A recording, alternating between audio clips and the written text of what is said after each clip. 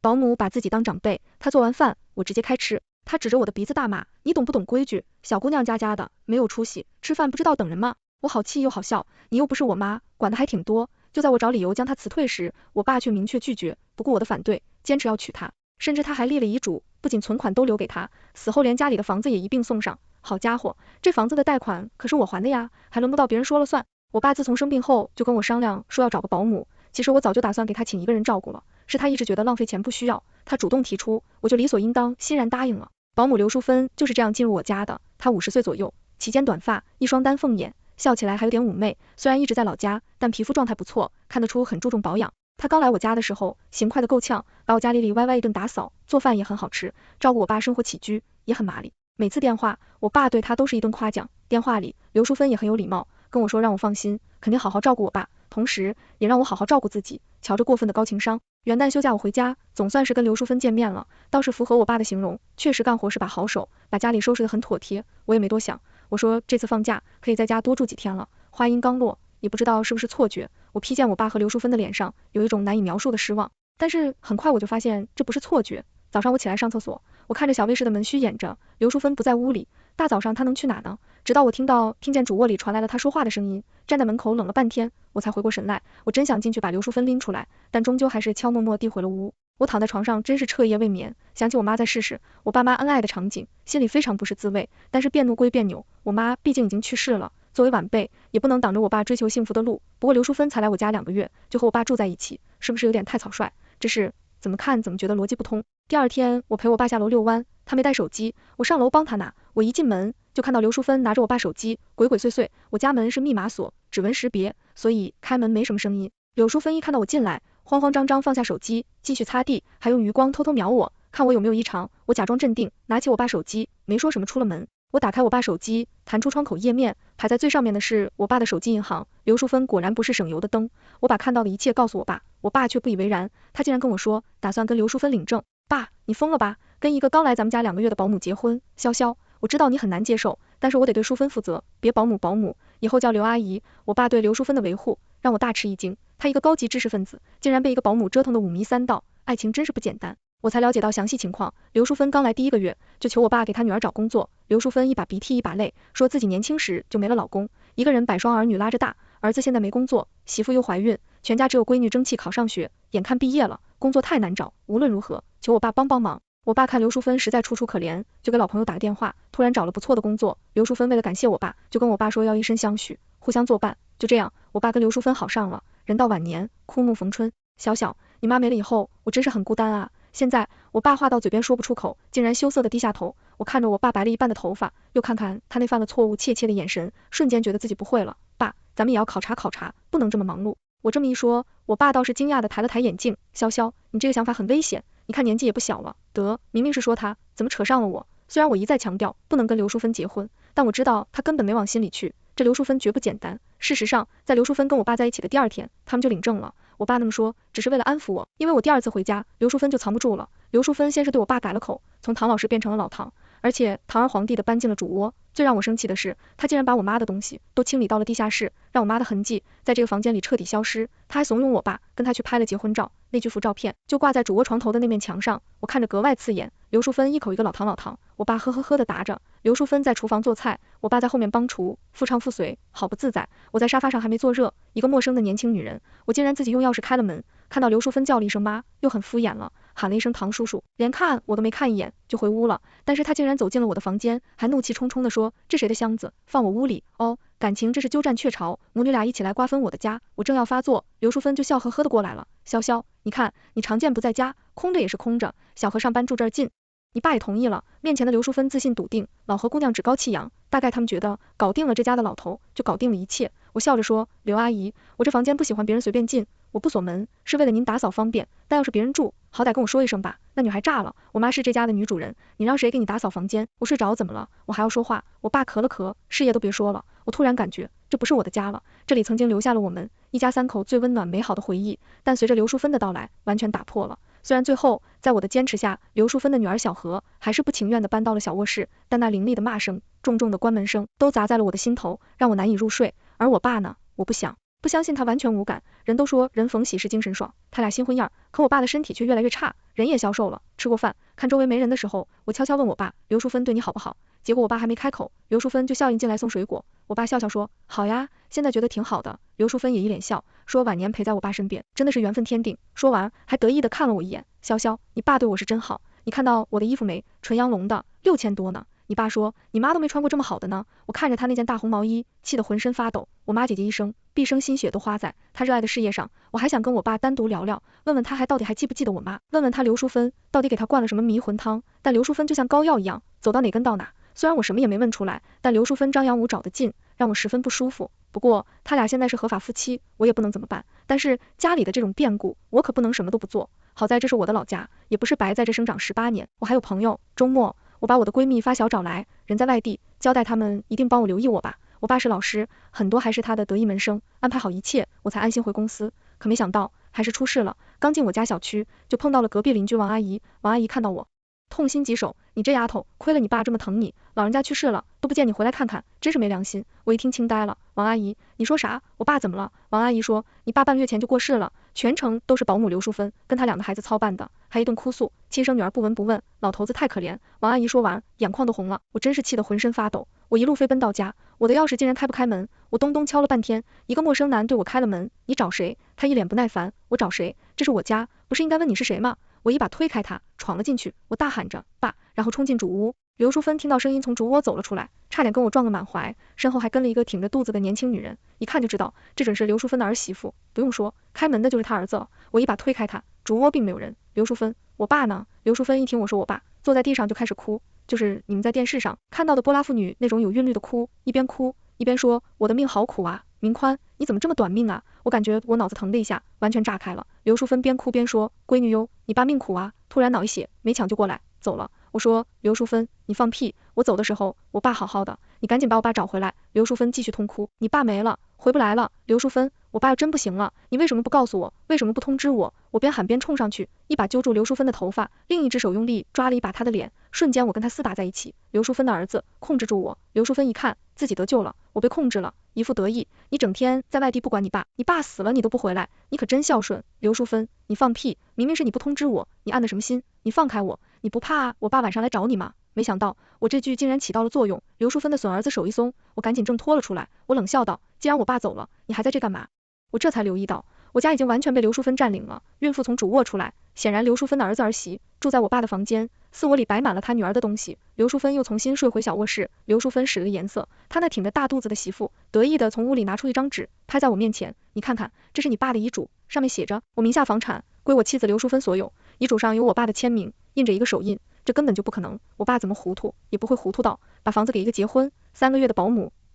再说，虽然这房子在我爸名下，但贷款可是我还的。我说刘淑芬，你伪造一组有用吗？我爸根本不可能这么写，你这已经犯法了，你懂吗？刘淑芬得意的翻了一个大白眼，跟才来我家的勤勤恳恳的样子，真是天上地下，该出去的是你吧？啪，一个大箱子甩在我面前，我都把东西清好了，你赶紧搬出去，外头早就围了一群邻居，有说保姆私吞这家财产的，有说老头糊涂的，有说孩子不孝顺的，但我现在真的管不了那么多了。走到门口，我转过头看了一眼刘淑芬，尖嘴猴色，心思百毒，这就是我爸想要晚年相伴的人。刘淑芬，你现在跪在我爸照片面前，磕3个头，坦白你的罪行，或许我还能网开一念。刘淑芬冲着我呸了一声，说我不孝女，想得美，她那丑恶的嘴脸真是让人恶心。刘淑芬，你记住你今天的所作所为，有句话叫有恶报，你会遭到报应的。箱子我自然不会拿，这是我的家，该收拾箱子滚蛋的是刘淑芬。打开门，门口早就站了一堆围观邻住，站在最后那个戴着口罩和帽子，怕被人认出来的大个子，就是苏雨，我爸的学生，也是我的发小。看我走下来，他一把拉住我，我叫你别一个人来，你非来，快看看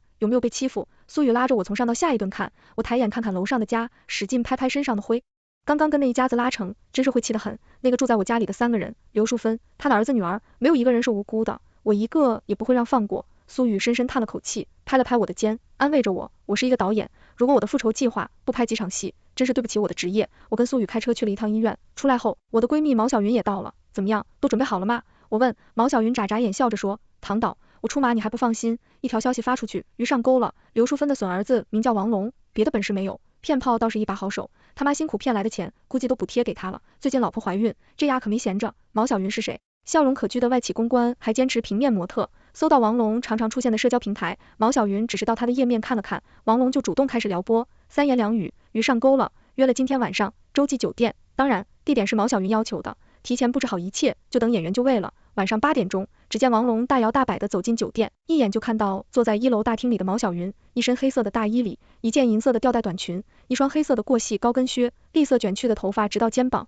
像猫咪一样灵动的大眼睛，十分诱人，眼波流转。他也看到了刚刚进门的王龙，只见他微微一笑，招了招手，估计从来没约过这么貌美的女生。王龙小脸刷就红了，迫不及待地挽起毛小云朝电梯走去，毛小云也不拒绝，还把头朝王龙肩膀靠了靠。毛小云够拼的呀。旁边的苏雨呵呵一乐，一进门王龙就开始不老实，毛小云见状一把推开他，咦，什么味道？你快去洗个澡。王龙看美女有点不开心了，也不想坏了气氛，只好乖乖照办。我想这应该是王龙洗的最难忘的一个澡，因为他洗到一半的时候停电了，浴室里一面漆黑，他喊了几声，屋里静悄悄的，一点声响也没有。他看没人答应，就摸着黑走出浴室，一出门他就听到了我爸的声音，我爸声音严肃，低声说了句我的药呢。王龙本来就胆小，直接摔在了地上。这时门一下子打开了，毛小云带着服务员走了进来，往前没走几步，就看到右侧卫生间里，王龙披着浴袍坐在地上，还在不停的大喊大叫，地上提前放好多钉子，王龙刚才摔了一下，直接被扎好多个洞。毛小云迅速拿起电话打120，也不管王龙坐在地上喊着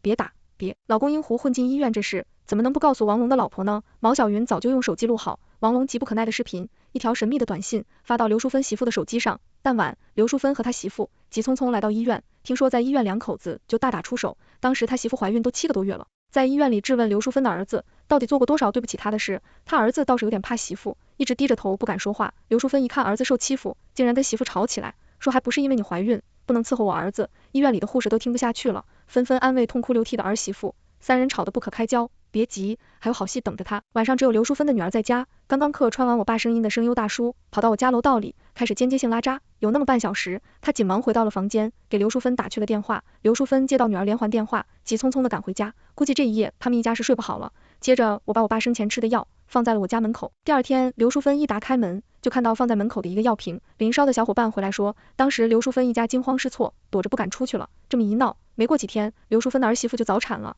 医生抢救了半天，生下一个女婴，小婴儿太柔弱了，一生下来就进了保温箱。刘淑芬又是一只大马，赔钱的东西，趁热打铁，毕竟我也不能让刘淑芬霸占我家太久。我提着一堆东西来到刘淑芬的家，刘淑芬一看是我，吃了一惊，她招待我坐在沙发上，我开门见山，刘淑芬我爸走了，刘淑芬霸占了我家，这事您知道吗？刘淑芬眼神躲闪，潇潇，你也要吉安顺变啊。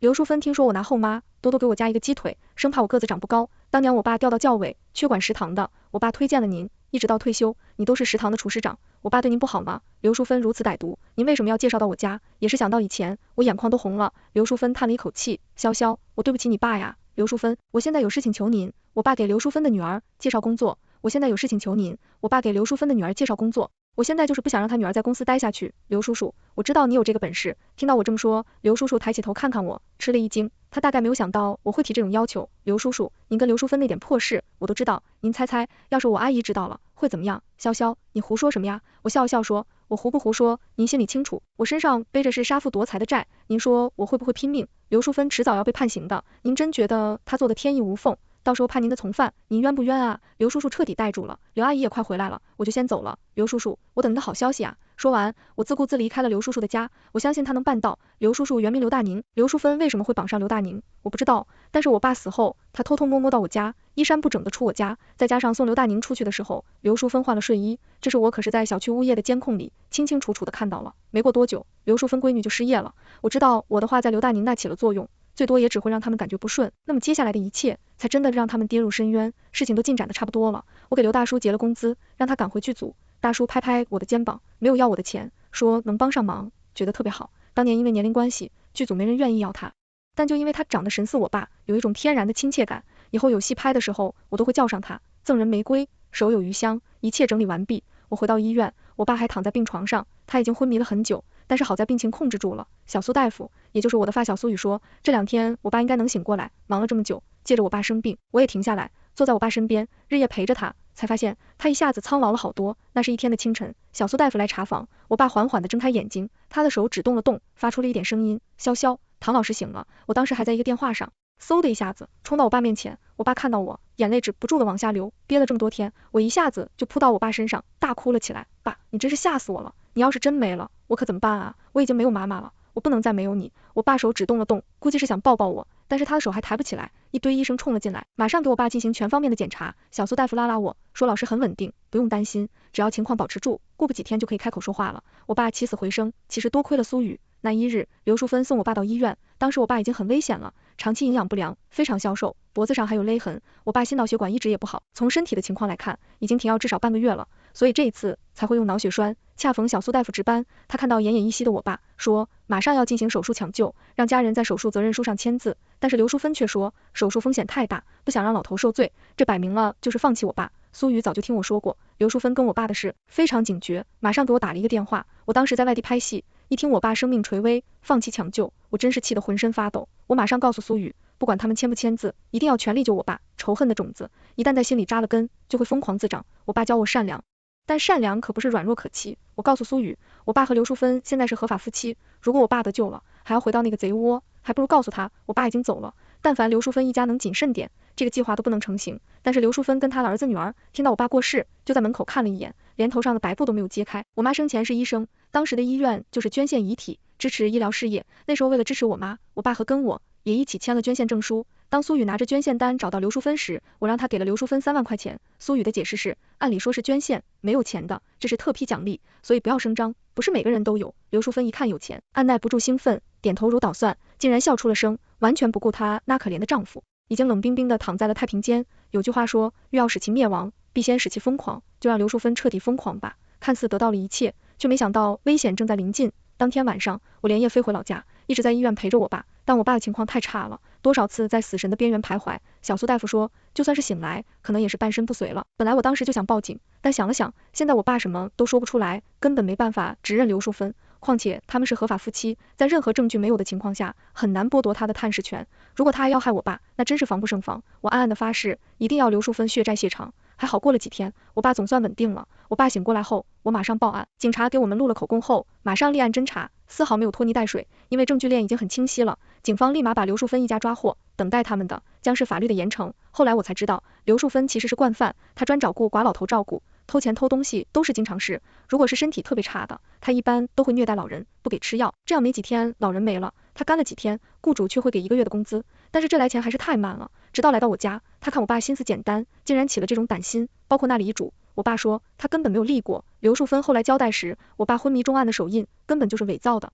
他还想着我爸走了，死无对证。他们明明知道我爸曾经得过脑血栓，但是半个月都不给我爸吃药，眼看着我爸身体越来越差，直到看我爸实在不行了，不想让他死在家里，就送到了医院，却没想到主治医生是我爸的学生，也是我的发小。抓刘淑芬那天，我也在现场，警察直接从我家把他带走。刘淑芬大喊冤枉了，冤枉！直到他看到站在门外的我和坐在轮椅上我爸，我挥手就给了他一个大嘴巴，要不是一旁小哥拉开我，我真想撕碎他这张丑恶的脸。刘淑芬挣扎着，扑通跪在我爸面前，开始磕头，说对不起我爸，让我爸原谅他，还不停地扇自己嘴巴，场面一度十分刺激。我爸拍拍我的手，说赶紧走，不想看到他。邻居们围了一堆，见证了大求得报的时刻，再也没有人嚼舌根，说我不孝顺。隔壁王阿姨拉着我爸的手，说老唐啊，你真是大难不死，必有后福啊。其实后来我问我爸，刘淑芬到底对你做了什么，他总是摇摇头，不肯告诉我。我猜那一定是一段不堪回首的日子。遭此大难，我爸变得经常沉默，思虑再三，我决定不回去组了，我还是想多陪陪我爸。小苏大夫倒是高兴了，一个劲的往我家跑，你看他又再来了，我也要开始属于我的新生活了。全文完。